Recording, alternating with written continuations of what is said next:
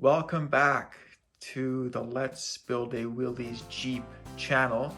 Today I'm going to show you guys how to install the bell housing on to the transmission, which will be located in this location in our orientation, as we have the transmission and transfer case actually out of the Jeep right now. It makes this a lot easier, and in our orientation everything is upside down because the actual transmission is flipped around upside down. Now we're going to go over the components that will be used to install the actual physical bell housing onto the transmission here. And there will be 4 7/16 by 1.25" coarse thread bolts with lock washers. There's also 3 specialty screws that will be used to hold the front bearing retainer on, and you'll have to use a 1/4" hex drive because these are in a Allen key kind of form.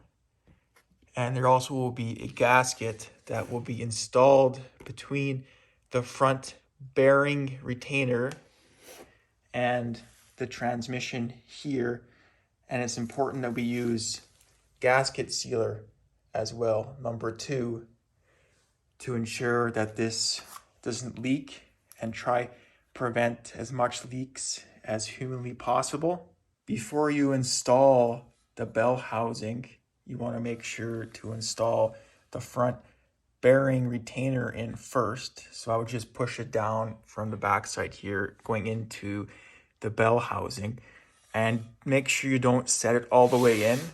And there's about a 1/8 inch to 1/4 inset right here, because there actually is a bearing on the transmission right here and it sticks out past the transmission, so it has to set in. Before the front bearing retainer gasket is installed, I would clean off the surface so the gasket sealer adheres to the metal, and this will help in leaks.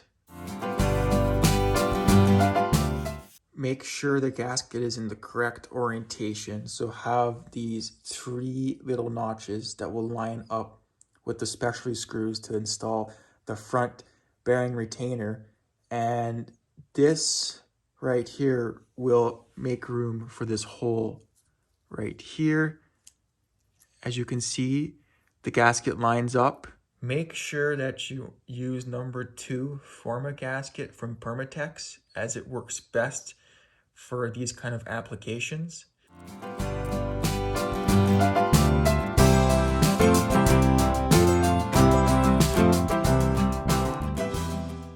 With a good amount of gasket sealer on both sides, I would place the gasket onto its location with the holes lining up.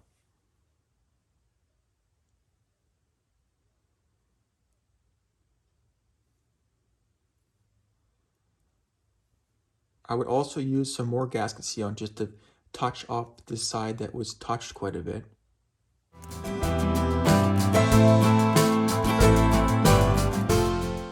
I would also put gasket sealer on the bolts as well to prevent oil migration from going up the bolts, and then it'll be more oil leaks, and we don't want that.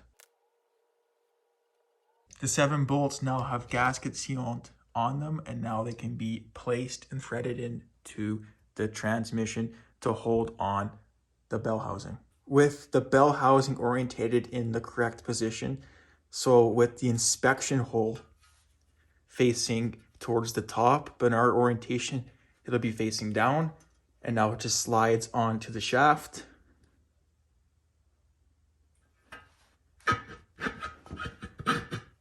I would also put some gasket sealer right along the shaft right here, just to prevent further oil migration into the flywheel and clutch and the bell housing.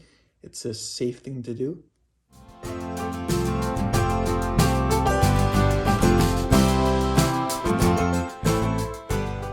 And there you go, the gasket sealer is right along the shaft right here, and now the bell housing can be slid on. just slide on the bell housing.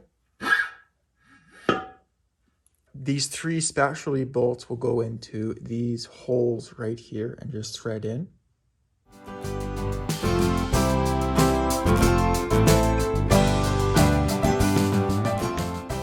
But I would also put these other bolts in from the back side because you have to make sure all these holes line up. And these 4 bolts, which are located right here, here, and there's 2 on the bottom as well, they actually hold on the bell housing to the transmission. And they will just slide in like this through the back. And they're threaded in hand tight for now. Now I'll do the bottom next.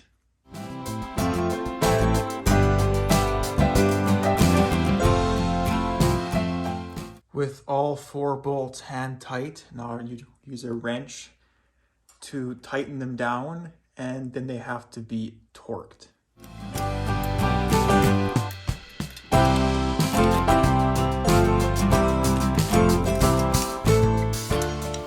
Tighten these 3 bolts last because the other bolts on that hold the bell housing to the transmission should be tightened in coordination with these bolts because it all threads together.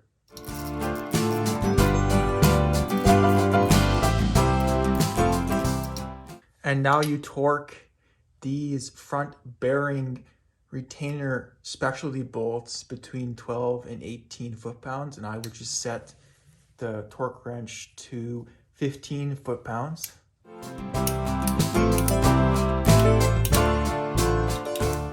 The 4 bolts that connect the bell housing to the transmission are torqued between 45 to 65 foot-pounds as per the manual specs, and I would just torque it to about 55 foot-pounds just to be in the center. That seems to work the best.